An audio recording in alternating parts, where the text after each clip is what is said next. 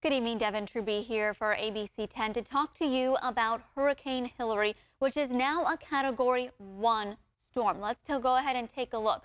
So this evening, Hilary has downgraded and is losing momentum. If we take a look, even comparison to yesterday, there's no longer a clear dead center eye that stands out, and the clouds are really starting to mix over the top. It's not really as tight as a spiral. Now, part of the reason that's happened is because as Hilary has moved her way north, you're mixing with colder water and drier air. That'll downgrade Hilary, losing momentum as well. So let's take a closer look now at the watches, warnings, and advisories that are still being issued around Cabo San Lucas. We are seeing the tropical storm warning in blue, and then a little higher up in red, we're seeing the hurricane warning for Hilary. She is hugging the peninsula very tightly. We're expecting landfall in Baja, but the landfall location exactly is not super important for this storm because the impacts are going to be so widespread. Now a Category 1 storm, downgraded, winds now 90 miles per hour. So in 12 hours, Hilary has gone from a Category 3 to 2 to Category 1. The wind speed also from 120 miles per hour all the way down to 90. By the time it reaches San Diego and Southern California, it is expected to be downgraded even more as a tropical storm. So headed towards the Baja Peninsula, hugging the coastline very tightly, and Hilary now taking a slightly northern shift and approach. Winds down to 75 miles per hour. That's why it's thought that by the time Hilary reaches Southern California, it'll be more of a tropical storm impact, and then reaching all the way up to Southern California by Sunday overnight, early morning hours. You'll really feel the brunt of the wind and the rain all day in Southern California on Sunday, and then the impact stretching all the way upwards. Monday is when we will feel Hilary in Northern California. Hilary will speed up in the next 12 to 24 hours from Baja into Southern California is what is expected. Here's a look at where she's headed. Right now, still only one outlier path. We're getting much more confident in these tracks that Hilary will follow all the way up the peninsula, hugging very closely.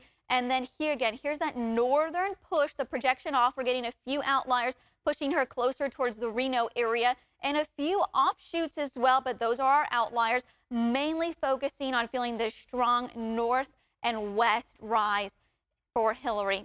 Why? Because there's not a lot of other places that she can go. She's trapped by this high pressure system in the plains, and we also have this low pressure system creating this perfect area for her to just fall directly into. So she's stuck between two other systems that we're looking at right now. Let's take a closer look. There's our watches, warnings, and advisory and how things will play out. This yellow area, that's also the cone where the wind speed, and this is where the watch takes into effect, this whole yellow area. That's where you'll still feel a lot of rain and wind, just so you can see the extensiveness of Hurricane Hilary as we take a look up. So while it's covering the whole peninsula, San Diego, look, even some stretching in towards Arizona, also some impacts touching into Colorado possibly as well. Reno and Las Vegas slightly in the crosshairs, just a little bit as well as you make your way into Monday. Those winds downgraded to about 35 miles per hour by the time they reach Northern California. Again, those outliers pointing, the more she heads north, the less impact you see on Northern California, that wind and rain in the Sacramento Valley and in the high country. So she heads a little more north, we get a little more of a bit of a break, but Southern California definitely dealing with the brunt of this storm system still. Let's go ahead and talk a little bit about some brief history of hurricanes in Southern California. Hilary, of course, making history for the first ever tropical storm warning issued. If she were to touch down in California, that means she'd be the first hurricane in 84 years to make landfall in that area. So we had Hurricane Nora that came in as a tropical storm in California in 1997. But here's the big one, El Cordanza, which actually made landfall in Long Beach in 1939. So again, Hilary expected to be a tropical storm by the time she reaches California, but here is where she would stack up in the history books, whether she was a hurricane or a tropical storm, and whether or not she makes landfall where. Hilary right now, again, a Category 1, and we're expecting her to weaken further as she makes her way north. Southern California dealing with the brunt of this storm Sunday evening, Sunday early morning hours. Hilary should make her way there, and then dealing with the impacts the entire day. Northern California looking at Monday, we will feel those humid, more tropical conditions Monday as well, besides the rain and the wind that comes with a hurricane. Let's look at the timeline of the story. So today, we are already seeing that Southern California has been dealing with rain and wind. We've also seen some evacuations, voluntary evacuations in the area of the Bond fire in Southern California because there's concern about the debris flow from the most recent burn scars in that area. And then also San Bernardino, California, issuing some evacuation warnings for a few communities as well, also dealing with that. Sunday morning, this is when the tropical storm will arrive. Make sure all those preps are done before then. So if you have friends, family in Southern California, be sure to send them a text this evening. Make sure they're all set with their supplies, anywhere from 3 to 2 weeks worth of food. Are their phones charged? Do they have battery chargers? Then the main event will be there by Sunday evening, rain and wind. That's also when the flood potential will be the greatest because rain is going to fall throughout the entire day. National Weather Service even predicting at the brunt part of the storms, the rain rate as much as 2 inches could fall an hour. And our concern in Southern California is that because it's been so dry, those triple-digit temperatures, the ground is very hard. There's nowhere for that rain to go and be absorbed. Also, again, we have our wildfires. We have debris left over. We have burn scars where that debris flow can be. And then Monday, for Southern California, those remnants should move out, just rain and wind remaining. And that is when Northern California will take over the storm. So rain and flood, really the biggest impacts here. Here's our excessive rain outlook. This system is on a scale of 4. It is a 4 in San Diego and Southern California, even making it all the way up. And if we look to Sacramento, we're even in the 1, a slight marginal. And then in our Sierra, we have a 2 as well for a slight excessive rainfall outlook. Rain is really going to be the factor that comes into play here. Watches, warnings, and advisories. Let's go ahead and take a closer look at this, our tropical storm warning that's impacting Southern California. This has put 42 million people in Southern California under some type of watch, warning, or advisory. And then the flood watch is the main one here. It is possible that if the storm continues to head north within this band, 7 to 10 inches of rainfall possible in that area. In Death Valley, they could be seeing enough rain that they see in the whole year in just the next 2 days in those desert regions, which is really going to be, again, concerning, and that's why they have the flood watch in effect. Hilary bringing with it so much moisture that's going to go all the way up to Northern California. Again, the spread of the storm reaching into parts of Arizona, Colorado, and then the moisture going all the way up, stretching even towards the Pacific Northwest at this point. Now, again, things can change based on Hilary's projected path because the moisture here towards Northern California and Pacific Northwest still about 48 hours away. So things a little bit of time to change before then, but feeling very confident about the flood watch and what's going to be happening in Southern California. So let's take a look at how much rain is expected. Again, like I said, 2 inches definitely going to fall. And then as the storm moves on throughout the entire day into Tuesday with all the remnants, again, as much as 7 to 10 inches possible. But we're also looking at 2 to 4. The storm spreading out. Anaheim even expecting 2 inches of rainfall at this point in time. And this is for the totals, again, all the way into Tuesday.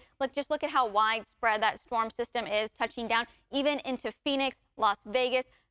Also all in the path for some significant rainfall. We have a lot of rainfall headed our way as well in Northern California. Again, Tuesday, hopefully the entire system is blown out of our region and we all should be done with the rain by that point in time. But let's go ahead and take a closer look and track it out. We are expecting just some rainfall this evening in Northern California for ourselves. 20% chance of a shower in Sacramento. We've already seen some thunderstorm activity along the I-80 corridor in the Tahoe, Reno, Truckee area. Some sprinkles there, very light, but we will continue to see some activity pick up. Here it comes Hilary from the bottom, the yellow giving her away. Stretching up, Yosemite, going to be seeing a lot of rainfall. We've seen warnings issued for our national parks as well.